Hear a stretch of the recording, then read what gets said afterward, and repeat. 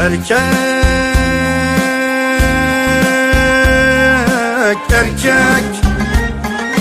el yurt bereket bereket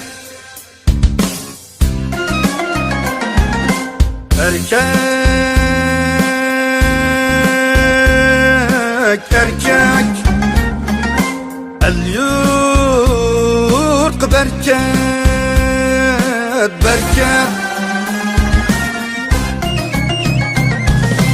erkek öz nefsinin emestur avarisi divanesi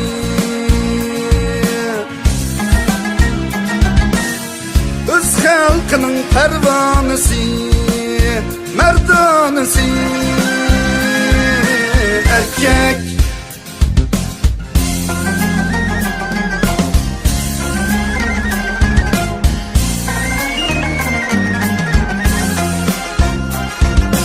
erkek sözüdün hergiz yanmaydı,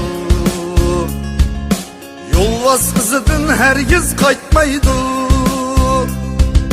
Erkek sözüdün hergiz yanmaydı,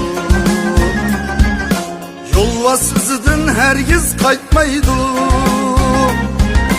Er bolsuna erkek bolmaydı,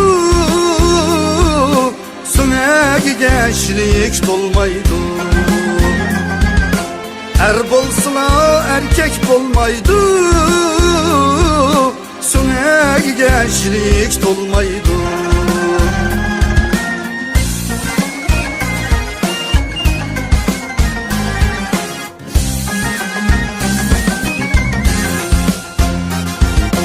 Erkek